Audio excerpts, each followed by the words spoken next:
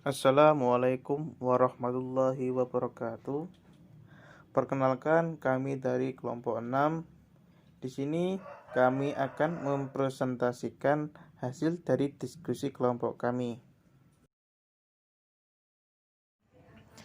Adapun nama anggota kelompok, yang pertama Debbie Fitri Wulandari dengan nomor induk mahasiswa 122121830515. Yang kedua, Mustafa Amin dengan nomor induk mahasiswa 1221218305.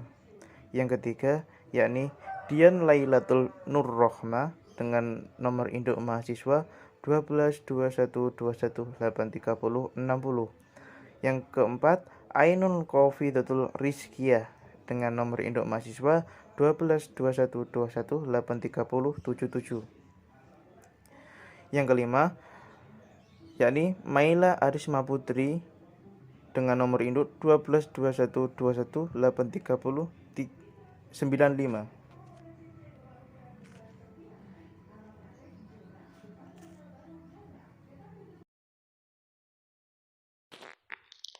Jurnal yang kami review berjudul Graben Oxide Mn Fe2O4 Magnetic Nanohybrid for Efficient Removal of Lead and Arsenic from Water oleh Suresh Kumar, Rahul Ernair, Premlal B. Pillai, Satyendra Nath Gupta, MAR Iyengar, and A. K. Sot, Departemen Fisika Institut Sains India, dari Journal of Applied Material and Interface, volume 6, nomor 20, tahun 2014. Pendahuluan. Industrialisasi dan urbanisasi yang berkembang pesat telah meningkatkan konsentrasi berbagai logam berat beracun seperti AS, PB, CD, dan Hg di air minum alami dengan luar batas toleransi yang dapat diterima. Paparan logam berat ini dianggap sebagai resiko kesehatan utama karena toksik dan karsinogeniknya. Pada arsenik AS3 dan ASE5, toksisitas dan karsinogenitasnya yang tinggi telah menyebabkan masalah kesehatan yang parah di seluruh dunia. Efek keracunan arsenik paling parah di India dan Bangladesh. Sedangkan pada pencemaran air tanah umum lainnya yang sangat merugikan kesehatan manusia adalah timbal. Toksisitas berasal dari kemampuannya untuk meniru logam biologis penting lainnya. Yang paling terkenal adalah kalsium, besi, dan zinc. Timbal menumpuk di tubuh selama bertahun-tahun dan dapat menyebabkan kerusakan pada otak, sel darah merah, dan ginjal. Kesadaran yang jelas bahwa dunia menghadapi ancaman besar bagi kesehatan masyarakat dari persediaan airnya dalam bentuk pencemaran telah memotivasi peneliti untuk mengembangkan nanomaterial untuk air puri dengan mensintesis magnetic Mn Fe2O4 nanopartikel dan GO Mn Fe2O4 hybrid untuk menghilangkan timbal dan arsenik dalam air. Pada nanohibrida, GONH disintesis menggunakan teknik kopresipitasi yang dikarakterisasi dengan 1. Mikroskop gaya atom, 2. Spektroskopi Raman, 3. Spektroskopi Fourier transform infrared, 4. Spektroskopi fotoelektron sinar X, 5. Mikroskop elektron scanning, 6. Difraksi sinar X. Selanjutnya, mekanisme atau cara pembuatan yang dibagi menjadi beberapa tahapan. Tahapan yang pertama yaitu tahap sintesis grafin oksida dengan teknik kopresipitasi. Caranya, sebanyak 3 gram serbuk grafit dilarutkan dalam H2SO4, kemudian ditambahkan 18 gram KMNO4 secara bertahap dan terus diaduk selama 12 jam dengan suhu yang dinaikkan menjadi 50 derajat Celcius. Setelah itu, suspensi didinginkan hingga suhu kamar, untuk menghilangkan sisa KMnO4, campuran ditambahkan 400 ml air es yang mengandung 3 ml H2O2 30%. Kemudian campuran disentrifugasi dan dicuci dengan HCl 30%, yang kemudian dikeringkan pada suhu kamar selama 12 jam untuk mendapatkan lembaran gravitoksida atau GO. Tahapan selanjutnya yaitu tahap sintesis nanopartikel MnFe2O4 dengan teknik kopresipitasi. Caranya, MnSO4H2O dan FeCl3 6H2O dilarutkan dalam 100 ml air dengan perbandingan koefisien reaksi 1:2. Larutan tersebut kemudian diaduk dan dipanaskan hingga 80 derajat Celcius. Kemudian ditambahkan 8 molar NaOH secara bertahap sehingga dapat meningkatkan pH larutan menjadi 10,5. Larutan yang telah diperoleh diletakkan di atas magnet untuk mempercepat pengendapan. Proses pencucian dilakukan berulang-ulang dengan air dan aseton dan dikeringkan. Kemudian dapat diperoleh bubuk yang berwarna hitam. Tahap ketiga yaitu tahap sintesis nanohibrida GO atau GONH. Caranya, sebanyak 0,5 gram gravitoksida dimasukkan dalam 400 ml air dan dilepaskan dengan ultrasonikasi selama 5 menit. Kemudian, MnSO4H2O dan FeCl3 6H2O ditambahkan dan diaduk selama setengah jam. Kemudian, pH larutan dinaikkan menjadi 10,5 dengan penambahan 8 molar NaOH dan dipanaskan pada suhu yang sama. Partikel nanohibrida dipisahkan secara magnetis dan dicuci dengan air yang berlebih dan aseton. Endapan yang diperoleh kemudian dikeringkan pada suhu kamar selama 24 jam. Tahap selanjutnya yaitu tahap penyiapan larutan stok, yaitu penyiapan larutan stok AS3, AS5, dan PB2 antara 1 hingga 400 mg per liter yang diperoleh dari AS2O3, AS2O5, dan PbNO3 2 kali dan digunakan untuk menghasilkan kurva kalibrasi untuk mendeteksi AS dan PB. Konsentrasi logam berat diukur secara kuantitatif dengan bantuan plasma atomic emission spectrometer atau menggunakan Thermo ICAP 6000 series. Tahap selanjutnya yaitu tahap absorption studies dengan percobaan batch. Percobaan ini dilakukan untuk memahami sifat adsorpsi dan mempelajari kinetika adsorpsi logam berat. 200 mg per liter nanopartikel dan gravitoksida nanohibrida ditambahkan ke larutan logam berat dengan berbagai konsentrasi yang dibuat dari stok larutan menggunakan 0,01 molar larutan NaNO3 sebagai elektrolit untuk menjaga kekuatan ion tetap optimum untuk adsorpsi. Dan tahap yang terakhir yaitu tahap proses desorpsi AS dan PB. pH air dapat mempengaruhi kemampuan adsorpsi dan desorpsi adsorben. Ketika pH tinggi, kelompok gugus fungsi permukaan menjadi bermuatan negatif, dan karena itu spesies arsen yang teradsorpsi akan terdesorpsi. Desorpsi ion arsenik dilakukan dengan penambahan 1 molar NaOH sebanyak 2 ml. Sebaliknya, ion Pb2 didesorpsi pada pH rendah karena protonasi gugus fungsi di permukaan, dan oleh karena itu, desorpsi dilakukan dengan penambahan 0,2 molar HCl. Selanjutnya bisa dilihat pada gambar 1A menunjukkan hasil AFM atau Atomic Force Microscopic dari gravitoksida dan 1B adalah hasil AFM dari gravitoksida nanohibrida. Kemudian pada gambar 2A menunjukkan hasil X-ray diffraction atau XRD dari gravitoksida, 2B adalah XRD dari nanopartikel, dan 2C adalah XRD dari gravitoksida nanohibrida. Kemudian pada gambar 3A menunjukkan raman spektra dari gravitoksida yang berwarna hitam yang menunjukkan dua puncak yang menonjol pada ketinggian 1590 dan 1342 cm pangkat minus 1. 3B yang berwarna merah adalah raman spektra dari nanopartikel yang menunjukkan puncak 600 cm pangkat minus 1, dan 3C ada yang berwarna biru menunjukkan raman spektra dari gravitoksida nanohibrida.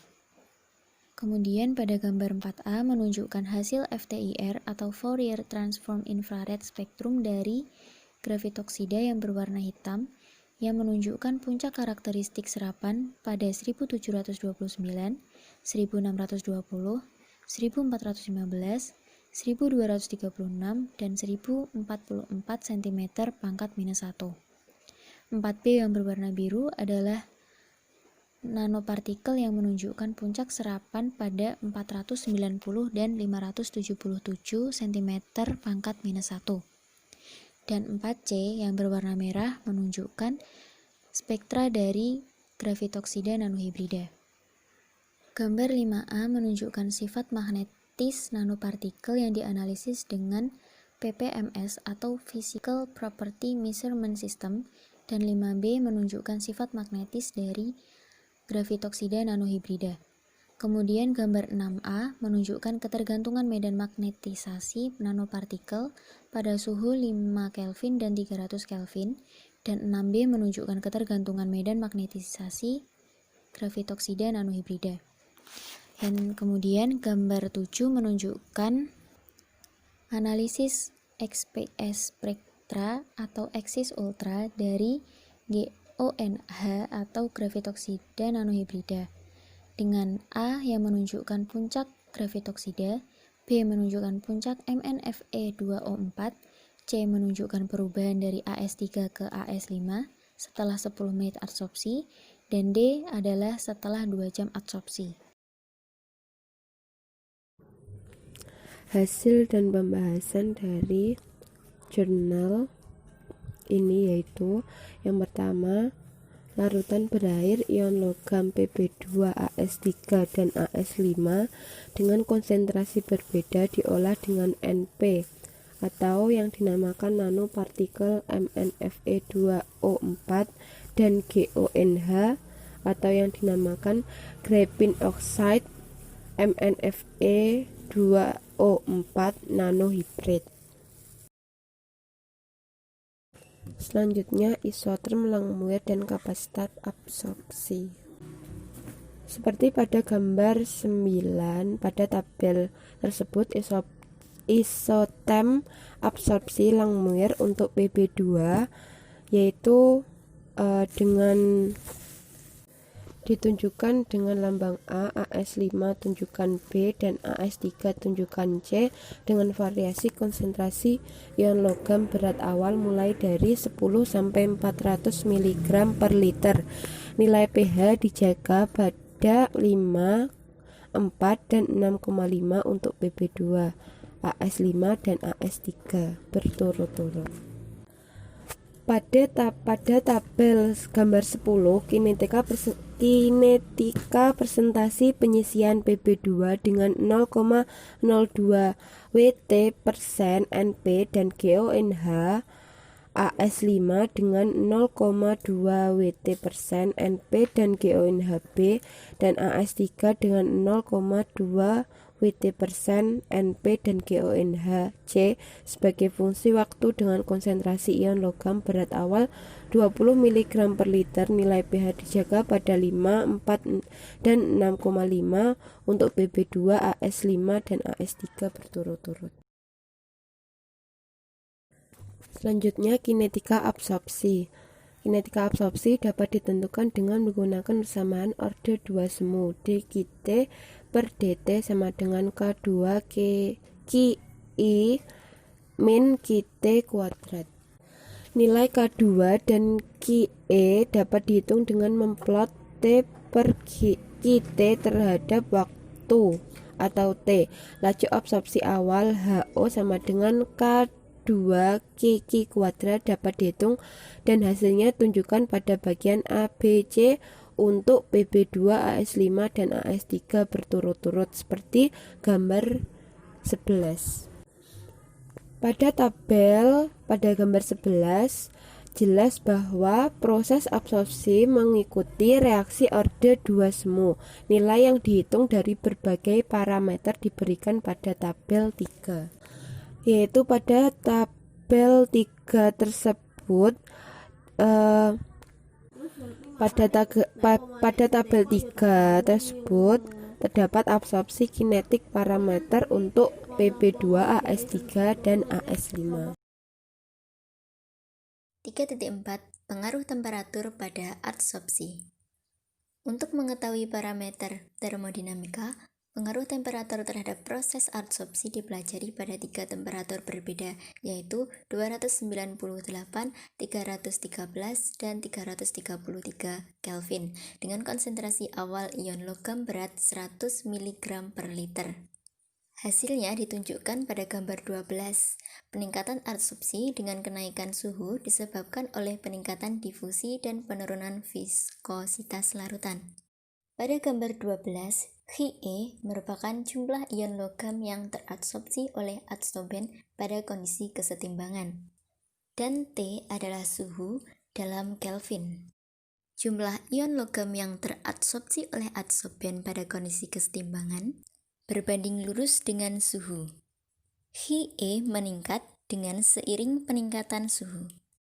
Konstanta kesetimbangan termodinamika K0 dihitung dengan ln Cs per Ce, di mana Cs adalah jumlah logam berat yang teradsorpsi per satuan gram adsorben, dan Ce adalah konsentrasi kesetimbangan ion logam berat.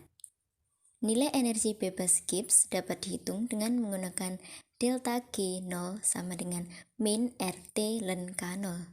Nilai energi bebas Gibbs yang dihitung pada suhu yang berbeda disajikan pada tabel 4.